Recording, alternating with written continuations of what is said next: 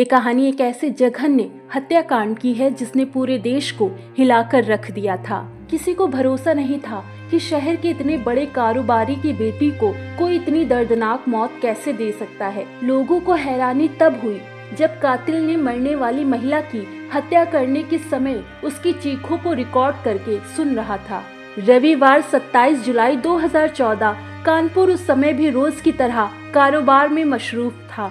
दोपहर का वक्त था। तभी शहर के एक बड़े कारोबारी के बेटे पीयूष श्याम देसानी ने पुलिस को सूचना दी कि बाइक सवार बदमाशों ने उसकी पत्नी को कार समेत अगवा कर लिया है। उसके साथ मारपीट की गई है। बदमाशों ने इस वारदात को उस वक्त अंजाम दिया जब वो 12:30 बजे अपनी पत्नी ज्योति के साथ होंडा एकॉर्ड कार में सवार होकर कार्निवल रेस्टोरेंट से घर लौट रहा था। इस घटना की सूचना पुलिस को देने वाला शख्स कोई मामूली नहीं था, बल्कि शहर के अरबपति कारोबारी ओम प्रकाश दासानी का छोटा बेटा था। लिहाजा पुलिस हरकत में आ गई। शहर भर में पुलिस की गश्त बढ़ा दी गई। पुलिस अब पीयूष की कार और पत्नी ज्योति को तलाश कर रही थी। पीयूष का रो रो कर बुरा हाल था। वो पांडु नगर में अपने बंगले पर आ चुका था। ज्योति के अगवा हो जाने की खबर पूरे शहर में आग की तरह फैल चुकी थी। दसानी परिवार के आवास पर उनके रिश्तेदार और कारोबारी जुटने लगे थे। पुलिस के तमाम आला अफसर भी मौके पर पहुंच चुके थे। कानपुर के आईजी, डीआईजी और एसएसपी पीयूष से घटना के बारे में विस्तार से जानने की कोशिश कर रहे थे। पीयूष ने बताया कि वो अपनी पत्नी के साथ होंडा एकॉर्ड कार से करीब 11:30 बजे एक रेस्टोरेंट से निकले थे। रास्ते में उनकी पत्नी ज्योति ने लॉन्ग ड्राइव पर जाने की बात कही थी। पीयूष ने उसे मना कर दिया था। ज्योति के दोबारा जिद करने पर पीयूष उसे कंपनी बाग चौराहे से रावतपुर रोड की तरफ ले गया। तभी 4 बाइक सवार अनजान बदमाशों ने उनकी कार को रास्ते में ही जबरन रुकवा ली थी। बदमाशों ने उनकी कार को चारों तरफ से घेर लिया था। पीयूष को कार से जबरन बाहर खींचकर उसकी पिटाई कर दी। पीयूष के मुताबिक इसके बाद उनमें से 3 बदमाश उसकी पत्नी ज्योति को उसी कार में जबरन बैठाकर वहां से फरार हो गए। जब बदमाश ज्योति को अगवा करके ले जा रहे थे तो उसने ज्योति के मोबाइल पर 2 से 3 बार कॉल की थी। तभी किसी ने फोन कॉल को रिसीव किया था। दूसरी तरफ से ज्योति की तेज आवाज आ रही थी। वो बचाओ बचाओ चिल्ला रही थी। बदमाश उसे गाली देते हुए मारने की धमकी दे रहे थे। इसके बाद कॉल कट हो गई। दोबारा फिर कॉल नहीं मिली। पीयूष ने बताया कि उसने रास्ते से गुजरने वाले कई लोगों से मदद भी मांगी, लेकिन किसी ने भी उसकी मदद नहीं की। बड़ी मशक्कत के बाद एक बाइक वाले ने उसे लिफ्ट दे दी और रावतपुर पहुंच गया। वहां से पीयूष पुलिस स्टेशन पहुंचा और वारदात की जानकारी दी। इसी बीच उसने अपने पिता और भाई को फोन करके घटना के बारे में बताया। पुलिस के तीनों बड़े अधिकारियों के सामने पीयूष का जब बयान दर्ज किया जा रहा था, तभी दोपहर के 1:30 बजे पुलिस ने उसकी होंडा एकॉर्ड कार बरामद कर ली। उसी कार के अंदर ज्योति भी मौजूद थी, लेकिन जिंदा नहीं, मुर्दा थी। उसका कत्ल हो चुका था। उसकी लाश खून से सनी हुई थी। उसका जिस्म किसी तेजधार हथियार से गोदा गया था। कार में इस कदर खून फैला था कि ज्योति के कपड़ों का रंग भी पहचान में नहीं आ रहा था। ये खबर मिलते ही पीयूष के घर पर कोहराम मच गया। पूरे शहर को पता चल चुका था कि अरबपति कारोबारी की बहू का बेरहमी से कत्ल कर दिया गया है। तमाम बड़े अफसर मौके पर पहुंच चुके थे। पीयूष के पिता ओम प्रकाश देश के जाने माने बिस्किट निर्माता थे। वो परिवार में सबसे छोटा था। नवंबर 2012 उसकी शादी जबलपुर के नेपियर टाउन निवासी प्लास्टिक कारोबारी शंकर लाल नागदेव की 24 वर्षीय बेटी ज्योति के साथ हुई थी। पीयूष भी अपने पिता के साथ बिस्किट कारोबार में जुड़ा था। उसकी पत्नी ज्योति हाउसवाइफ थी। ज्योति की लाश बरामद होने के बाद पुलिस ने फॉरेंसिक टीम को मौके पर बुला लिया था। आसपास के इलाके में आरोपियों के सुराग तलाश किए जा रहे थे। पुलिस के पास पीयूष का बयान मौजूद था। कार और पत्नी की लाश भी बरामद हो चुकी थी, लेकिन कातिल और कत्ल करने की वजह अभी तक पुलिस के लिए पहेली ही थी। पुलिस ने ज्योति की लाश बरामद करने के बाद उसे पोस्टमार्टम के लिए भेज दिया था।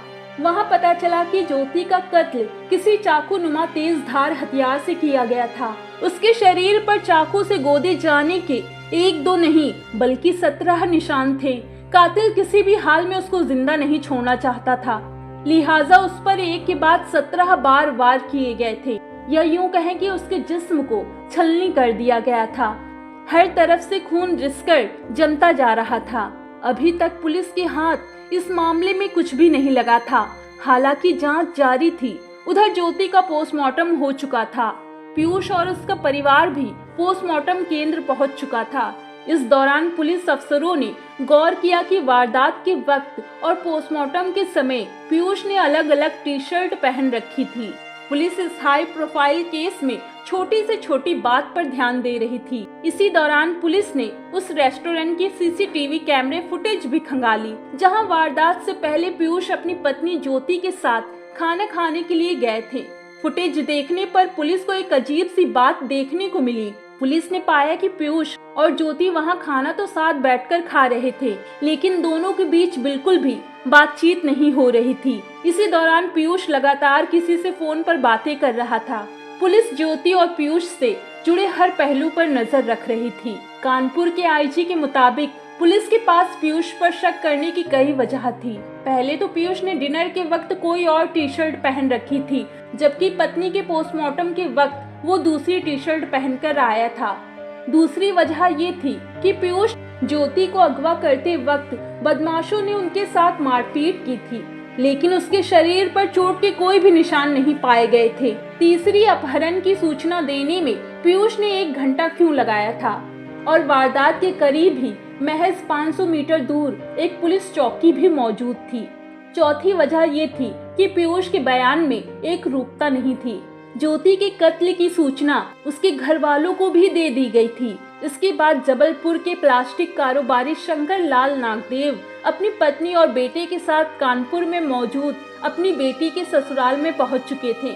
वहां बेटी की लाश देखकर उनका कलेजा फट गया। वे दहाड़े मारकर रो रहे थे। ज्योति की मां कंचन वहीं बेहोश होकर गिर पड़ी थी। वारदात को 3 दिन बीत चुके थे। पुलिस ज्योति और पीयूष के मोबाइल की सीडीआर भी हासिल कर चुकी थी। पीयूष की कॉल डिटेल्स में पुलिस को एक नंबर मिला जिस पर वो घंटों बातें किया करता था। पुलिस ने उस नंबर की छानबीन की तो पता चला वो नंबर किसी मनीषा मखीजा नाम की लड़की का था। पुलिस ने ये भी पाया कि वारदात के दिन पीयूष और उस लड़की ने कॉल्स के अलावा एक दूसरे को 150 मैसेज किए थे। पीयूष की पिछले कई दिनों में सैकड़ों बार उससे बातचीत हुई थी। व्हाट्सएप और मैसेजिंग के जरिए भी दोनों के बीच बातचीत होती थी। पुलिस ने फौरन मनीषा मखीजा की कुंडली खंगाल डाली। पता चला कि मनीषा एक पान मसाला कंपनी के मालिक हरीश मखीजा की बेटी है, जो कि पीयूष की बिस्किट कंपनी के बड़े डीलर भी थे। पुलिस को अब पूरा मामला समझ में आने लगा था। तस्वीर साफ होती जा रही थी। पुलिस का शक साबित होता जा रहा था। पुलिस के हाथ केस का एक सिरा आ चुका था। 31 जुलाई 2014 ज्योति के कत्ल की वारदात को 4 दिन बीत चुके थे। पुलिस के पास अहम सुराग भी मौजूद थे, लिहाजा पुलिस ने बिना देर किए अरबपति कारोबारी के बेटे पीयूष को गिरफ्तार कर लिया। उससे पूछताछ की गई। वो पुलिस के सामने तमाम झूठ बोलता रहा। फिर पुलिस ने मनीषा को पूछताछ के लिए बुलाया। आमने सामने बैठकर पूछताछ की गई तो उसकी सारी चालबाजी धरी की धरी रह गई। वो पुलिस के सवालों के सामने टूट गया। उसने अपना गुनाह कबूल कर लिया। पीयूष ने खुद पुलिस के सामने कबूल कर लिया कि उसने ही अपनी पत्नी की हत्या की साजिश रची थी। इसमें उसका ड्राइवर अवधेश और नौकर रेनू भी शामिल थे। उन दोनों को इस मर्डर के लिए सुपारी दी गई थी। असल में पीयूष और मनीषा के बीच एक्स्ट्रा मैरिटल अफेयर था। पीयूष उससे शादी करना चाहता था। इसी वजह से ज्योति को रास्ते से हटाना चाहता था। वारदात के दिन पीयूष ने ज्योति को लॉन्ग ड्राइव के लिए ड्राइवर की व्यवस्था हो जाने की बात कही थी। ज्योति जब तैयार हो गई तो उसने ड्राइवर अवधेश को बुलाया। उसके साथ रेनू कनौजिया भी कार में सवार हो गई थी। अवधेश कार चला रहा था। रेनू उसके बगल में बैठी हुई थी, जबकि पीयूष और ज्योति पिछली सीट पर बैठे थे। इसी दौरान सीएस आजाद विश्वविद्यालय और रावतपुर के बीच अवधेश ने कार रोकी। अचानक ज्योति पर तेज धार हथियार से एक के बाद एक 17 बार वार कर डाले थे। फिर पीयूष, अवधेश और रेनू कार को वहीं छोड़कर निकल गए। इससे पहले सारे सबूत मिटा दिए गए थे। इस केस से जुड़ी पुलिस की जांच रिपोर्ट में बताया गया था कि ज्योति को पीयूष के एक्स्ट्रा मैरिटल अफेयर के बारे में शक हो गया था। उसने इस बारे में अपने सास ससुर से भी शिकायत की थी। ज्योति ने उन्हें बताया था कि पीयूष रात के 1 बजे से 4 बजे के बीच कहीं चला जाता है और सुबह लौटता है। इस मामले की जांच पड़ताल के दौरान पुलिस के हाथ ज्योति की एक डायरी भी मिली थी। ज्योति और पीयूष दसानी का रिश्ता शादी के पहले दिन से ही ठीक नहीं था। डायरी में ज्योति ने लिखा था कि वो दुनिया की निगाह में पीयूष की पत्नी है। किसे कहे और कैसे कहे कि वो पत्नी नहीं, पत्नी जैसी है। पीयूष ने कभी उसे पत्नी का दर्जा दिया ही नहीं था, लेकिन वो परिवार की बदनामी के डर से ये बात किसी को नहीं बताती थी। हमेशा पत्नी की भूमिका निभाती रही। ज्योति ने डायरी में पीयूष पर उसके मानसिक रूप से प्रताड़ित करने का आरोप भी लगाया था। 22 नवंबर 2020 इस मामले का खुलासा होने के बाद सभी आरोपियों को गिरफ्तार करके जेल भेज दिया गया था।